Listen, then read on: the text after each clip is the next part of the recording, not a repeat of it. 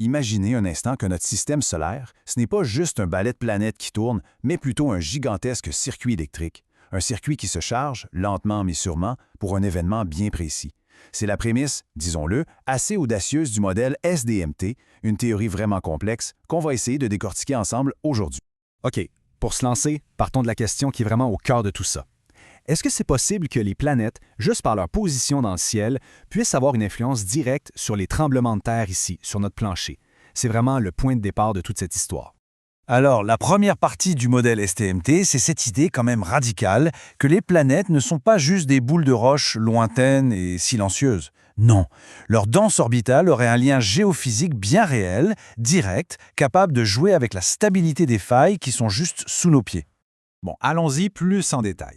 L'idée de base, c'est que les résonances orbitales, c'est-à-dire quand les orbites des planètes forment des rapports mathématiques simples, c'est pas juste joli. D'après ce modèle, ça génère de vrais changements de pression. Cette pression-là se transmettrait sous terre et affecterait la pression de l'eau qui se trouve dans les minuscules fissures des roches. Et si cette pression d'eau augmente, ça agit un peu comme un lubrifiant. Ça peut réduire la friction sur une faille et, hop, la faire glisser. Et c'est là que la théorie se mouille et sort des chiffres. Le modèle ne fait pas que supposer une influence, il la calcule carrément. On peut voir que certains alignements, comme celui entre Saturne et Jupiter, généreraient des contraintes qui sont jugées assez fortes pour, théoriquement, déclencher un séisme. Regardez bien ce chiffre, 7,93 mégapascal. Juste pour qu'on ait une idée de ce que ça veut dire, en géophysique, un changement de seulement 1 mégapascal, c'est déjà considéré comme très, très fort. Assez fort pour déstabiliser une faille qui est déjà sur le bord de lâcher. Alors, près de 8, c'est une valeur qui est, dans ce contexte-là, absolument énorme. OK, les chiffres sont là, ils ont l'air impressionnants. Si ces forces existaient vraiment, l'effet serait bien réel. Mais, il y a un mais, un gros problème. En fait, un paradoxe fondamental qui, selon la physique qu'on connaît, devrait rendre tout ça complètement impossible. Et voilà le paradoxe. Si le système solaire utilisait une sorte de friction ou de résistance dans le vide pour transmettre cette force, eh bien, il y a longtemps qu'il se serait essoufflé. Il aurait perdu toute son énergie et les planètes se seraient écrasées sur le Soleil il y a des milliards d'années. Cette comparaison, elle montre vraiment le changement de perspective. D'un côté, on a la vision classique. Toute interaction, ça crée de la friction, ça perd de l'énergie.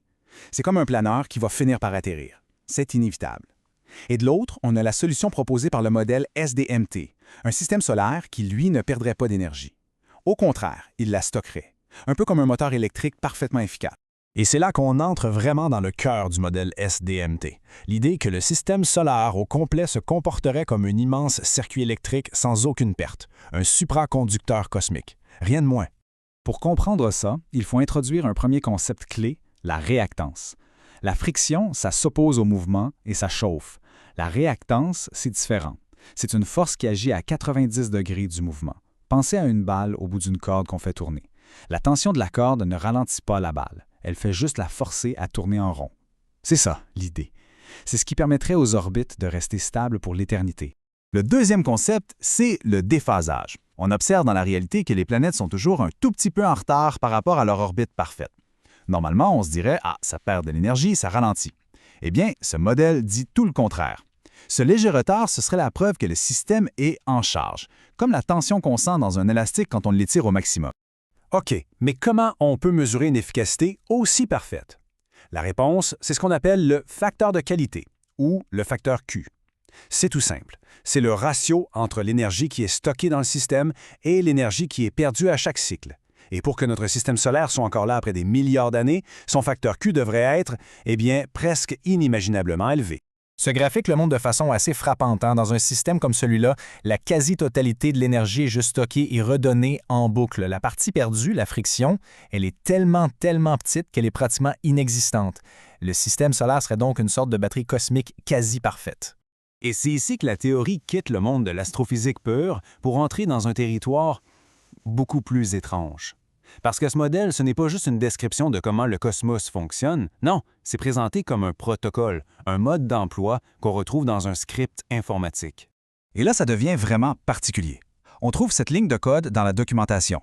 Une commande qui, on dirait, s'adresse à un être humain. Je valide l'attention. Je ne lutte pas. On n'est plus dans la physique pure, là.